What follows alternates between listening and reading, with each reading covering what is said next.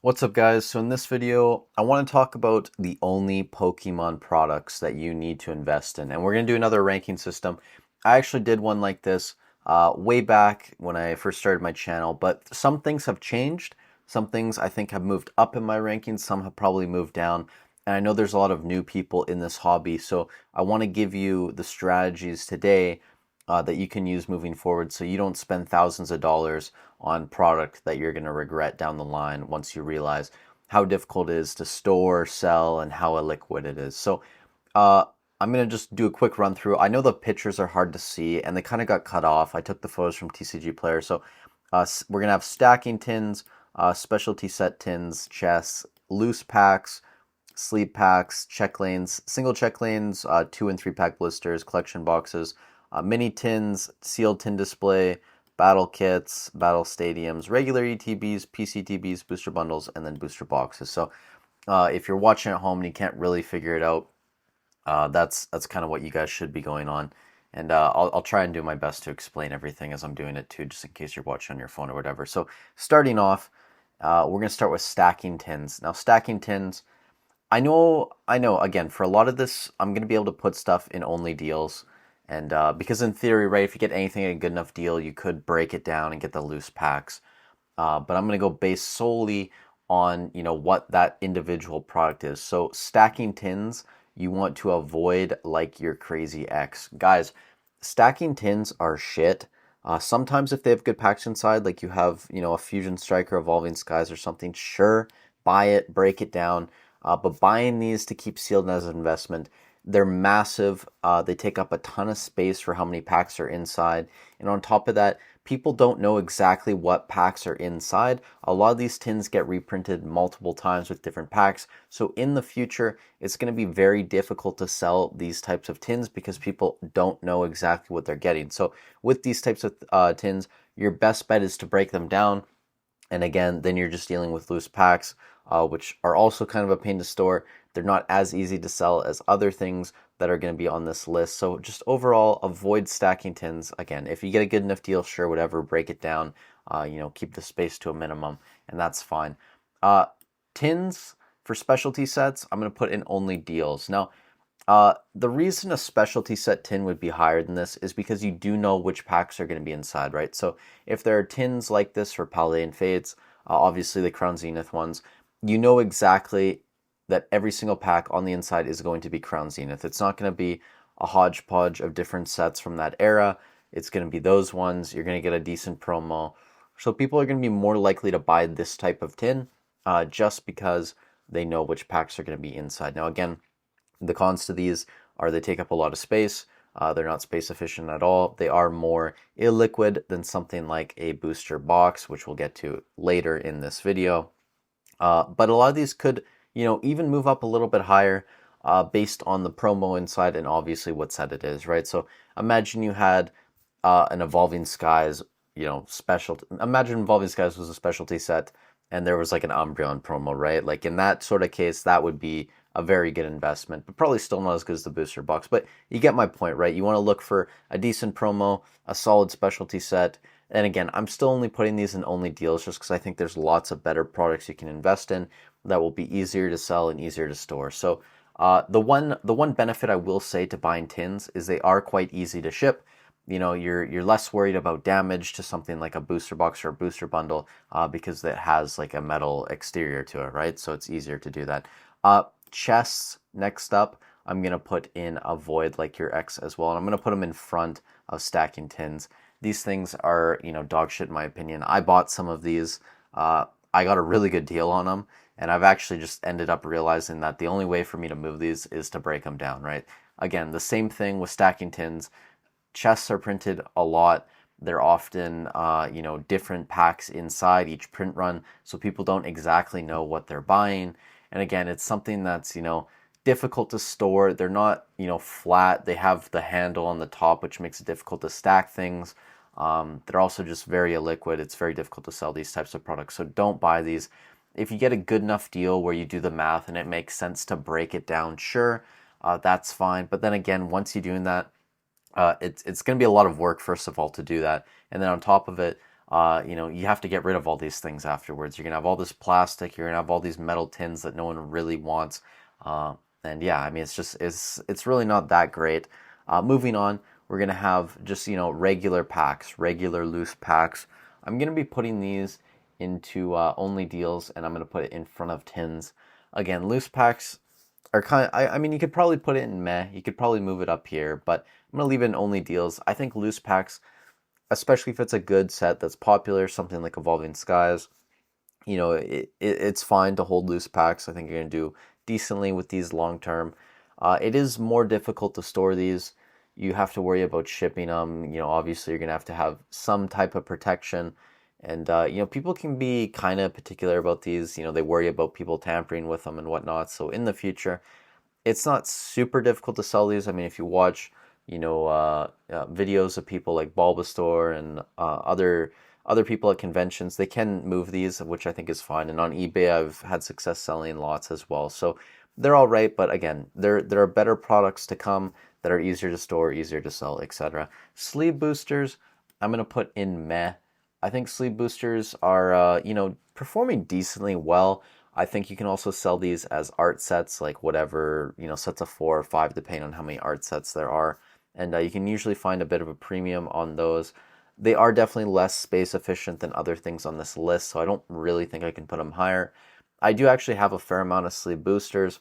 I have Evolving Skies, Team Up, Lost Origin, a lot of Fusion Strike. I had a case of Chilling Reign, which I have actually sold. And again, like, my gripe with sleeve boosters is probably just the space efficiency. If you look at something like a booster bundle or booster box, there you can just get way more packs into, the same amount of space.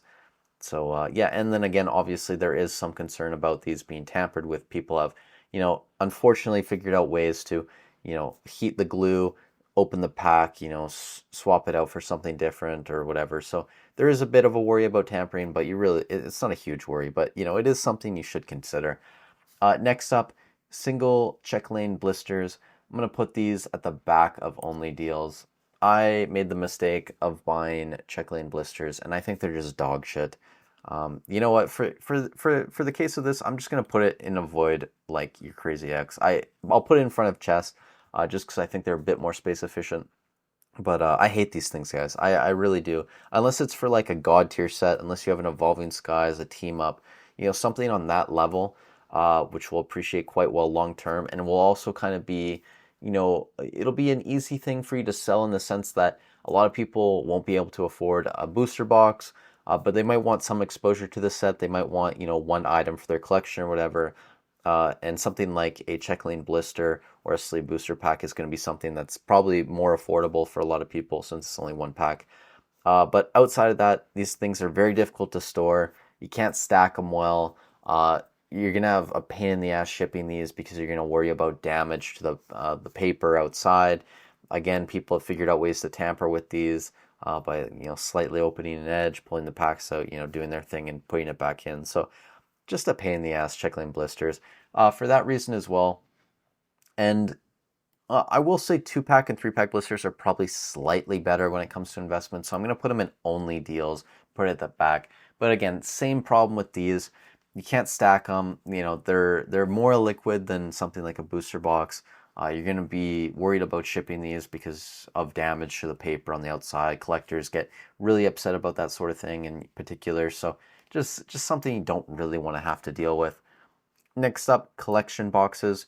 Now this is kind of difficult, right? Because I'm using only one collection box for this whole thing, and I think you could break it down. So I will put it in meh, and hear me out, okay? If you have a good collection box, say the Hisuian Zoroark V-Star collection box that has Chilling Reign, that has Evolving Skies, Fusion Strike, and it has a decent promo card, the pin or whatever, these will do decently long term. They're often things you could find undervalued. Again, the downside to a collection box like this, storage considerations, shipping considerations, and it's just not as liquid as something like a booster box. So I can't put it any higher. Now, if it's a bad collection box, right, you have bad packs on the inside, Obsidian Flames, you have, I don't know, Scarlet and Violet Base, Vivid Voltage, like, really unappealing sets, say there's a bad promo that no one really wants, something, that's just basic, not anything super special, I'd probably just put that all the way down and avoid your X like the plague down here. But it really depends, what the packs are on the inside, what price you can get it at, and what the promo is or whatever. So the promo really plays a big role in this. So be wise, be smart when you're looking at collection boxes. Again, don't have it be a large portion of your portfolio. When you're looking at this list, I would even put it behind sleeve boosters. So there you go. Just be smart about that. Next up, mini tins. I'm going to put these in only deals, and I will put it probably behind actually large specialty set tins. Mini tins are all right. You only get 2 packs on the inside. They are easier to store than some other things like chests, just because you can throw them in a box and leave them be. They're pretty easy to ship to. You can just put them in a bubble mailer. You slap a label on there and it goes. The problem with mini tins, again, like a lot of these other chests, they get reprinted a ton. You don't know what packs are on the inside, and they aren't as space efficient as other things we're going to talk about, and they're also less liquid. So, if you get a good deal on it, you know for sure what packs are going to be on the inside. You want to break it down, or you want to keep them just because you know the code, and other people in the future will know that code, and that only that specific code is only for like 2 packs. They didn't do any sort of reprint with the same code. Then you're probably fine keeping them sealed. But again, something you don't want to have a huge percentage of your portfolio in. And if you get a decent deal, whatever, right? And just know that you're going to be waiting on them to move them in the future. Next up, sealed tin displays. I'm actually going to put these in meh, and I'm probably going to put them in front of collection boxes. Now, things like the 151 sealed tin displays, Crown Zenith 150 or Crown Zenith sealed tin displays, even the Paldean Fates ones I believe they came out with. These are solid sealed tin displays for specialty sets that I would buy. Something like a regular set, I don't think they actually do tins for. But again, like if you can get a sealed one for a specialty set. Also, I know like the Galar Power mini tins, they came out last year with them, I believe. I actually bought 5 of those on, a decent deal. And they were surprisingly easy to move. I sold them all on eBay as a quick flip sort of thing after a couple months. They're pretty easy to ship. Again, space considerations are not super space efficient, so I wouldn't put them higher. But they can do surprisingly well, especially if you get them at a good price. That's why it's going to be somewhere in the mid tier. I think that's a pretty decent rating for it. Next up, build and battle kits. I'm going to put these at the back of meh as well. And yeah, I think this is fine if you consider it a sealed display of 10, right? So if it's a sealed display, I'd put it in meh. If it's just a singular, one kit, I'd probably put it in only deals, maybe back here somewhere in front of mini tins or something like this, right? So sealed display up here, but for the sake of this video, let's just say it's one sealed kit. I'll put it down here somewhere. So again, nothing too crazy, less liquid than other products, only 4 packs on the inside. And you can tell that these aren't as popular. For example, the Fusion Strike ones are still in stock on the Pokemon Center, whereas the booster box, sleep boosters, ETBs, those things are all gone, right? So not as popular of a product. But if you can get a good deal on it, it makes sense to buy these, right? Just because of the pack value on the inside. And that's really what the product is. It's for the pack value. And some of them have decent promos, which might add a little bit, but don't think too much into that. These are a lot more space efficient than a lot of people realize. Definitely better than tins and probably even sleep boosters. I mean, it might be close with a sleep booster in terms of space efficiency. Trying to think.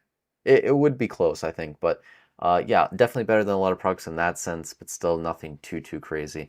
Build and battle stadiums, I guess I'll put in the same thing, but a little bit higher just because of, I think they're probably a bit better on space. And yeah, I mean, outside of that, you have more money into one product, so I guess it's going to be less time for you to move the same amount of money, whereas you'd have to sell like 2 or 3 build and battle kits to make up the same amount. So just for that consideration of time, I'd put it a little bit higher than the build and battle kits. But again, only deals, don't go crazy on those. Next up, we have regular ETBs.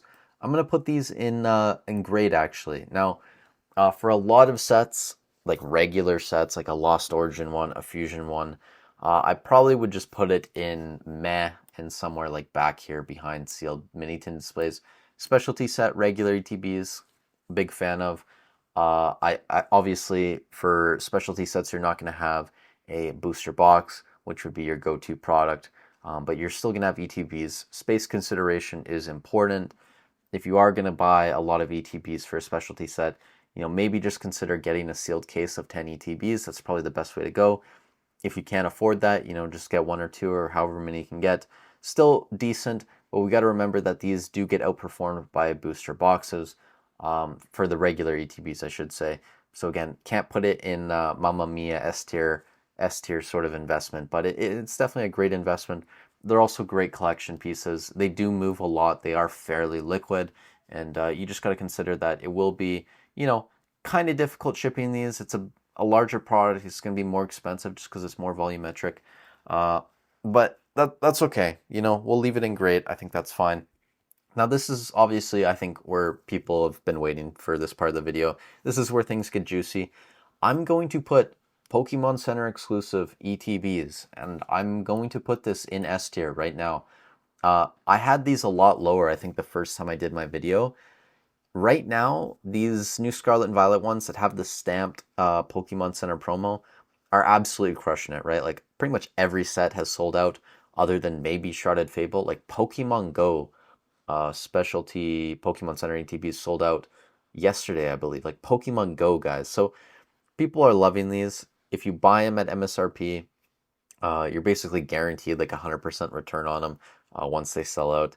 I don't know, again, like long term, how well these will fare. But in the short to midterm, I think these are a pretty solid investment. And yeah, I mean, these are surprised me how well they're doing this year. And I think a lot of it has to do with the stamp promo. But if you can buy these at MSRP, hold on to them, double your money, and then maybe consider moving them. Maybe you want to hold them long term. Whatever you want to do, you're going to be fine, right? You're already going to be playing with house money at that point. So yeah, PCTBs have moved up in my ranking. I think if you can get them at MSRP, good on you. Booster boxes, though, are going to be king. I'm going to put these in front of PCETBs. Booster boxes, I should leave at the top just because, everyone knows, most space efficient thing, very liquid. It's also a collector's item after a certain point, right? So even though a certain booster box might not have a ton of hits, after a period of time, it is going to rise in value just because it is that collectible. It's not solely going to be based on how strong the set is. So top tier investment. Again, buy cases if you can. If you don't have that type of money, just get your one box. Fairly easy to ship to. Like you can find like 8x8x8 boxes from Uline. Pretty easy to throw some bubble wrap in there, close it up, ship it off, throw a label on it, good to go. So, it basically in all the senses of what you'd consider when it comes to investing, space, shipping, liquidity, all of this, popularity, return on investment, booster boxes are going to be king. And booster bundles, just to end off the video, I'm going to put in front of regular ETBs. I think booster bundles are a great investment, guys. And you know what? A lot of people would probably even put these up here in front of PCTBs, which I think is fine, actually. I'll leave them in great, but I just want to give one example, right? So if you look at Lost Origin booster boxes, these are up 79.1% on the year. 12 months ago, these were about $135. The Lost Origin booster bundles are only up 74.7%. So 5% less, approximately 4.4 or something like that percent less. However, I actually bought a lot of these around this time period last year, mid-December. And after the conversion from Canadian to US, I paid about $24, $23.96 or something. So much cheaper than TCG Player had it, which if you consider right now that it's over $48, that would actually be 100% return on my money. And that's what PokeData.io, that's where I store all my stuff. It shows me over 100% return on those as well. So if you get booster bundles at a good price, which oftentimes these will be cheaper in terms of pack value than booster boxes when you can find them, they can be a better investment than booster boxes, just depending on where you get them. Now, long term, 5-10 years down the line, booster bundles are still a newer product, so we don't know, we don't have really long-term data on how these will perform, but so far in the short to midterm, these are doing fairly well for sets like Lost Origin, like 151, like Crown Zenith even, they're doing pretty decently. So definitely something to consider. Also, it's kind of just a mini booster box, right? So in terms of space efficiency, it's still pretty decent. These things are going to be fairly easy to ship in the future. Again, kind of like a booster box, but just on a smaller scale, a little bit of bubble wrap, put it in a box, slap a label on it, you're good to go. And yeah, in terms of popularity, I think these will do fairly well also, just because when we get into the future and boxes are, say, $1,000, a booster box is $1,000, $600, someone might just want to buy a booster bundle because it's all they can afford. They want something for their collection that still looks good. And I just want to get your guys' opinion in the comments. Let me know down below. You know the Crown Zenith ones, and for a lot of sets, they're very wide and flat now. I actually kind of hate those. I really prefer this one where it's much slimmer and kind of looks like the build and battle kit. I understand why they moved away from them, just because people probably associated them with the build and battle kit, so they didn't do as well. Whereas the flat one looks more like a different product. So I can kind of understand that, but these just look so much cleaner to me, in my opinion. And in terms of space efficiency, much better as well. So that's going to be the list, guys. Top tier, Mamma Mia, you have the booster boxes, you have PCTBs. Below that, you have booster bundles and regular ETBs, mainly for specialty sets. Again, you know, if it's just a mainline set, probably down further in this mess section. Sleeve boosters, I'm a fan of. Sealed tin displays, sure. Collection boxes that have a good promo and good packs, right on. If you get good deals on loose packs, you know, specialty set tins and all of these other products, sure, go for it. Don't buy chests, don't buy stacking tins. Check lane blisters. Again, like, you know, really think about anything below only deals. Just shouldn't be bought unless you're getting a good price on it. Really focus on these top four right here. And if you do that, you guys will do well Pokemon investing. If you got some value out of this video, I'd really appreciate it if you could subscribe to the channel. Leave a like on the video if you haven't already. Thank you guys so much. Have a great week coming up. Stay safe wherever you are in the world, and I'll catch you in the next one.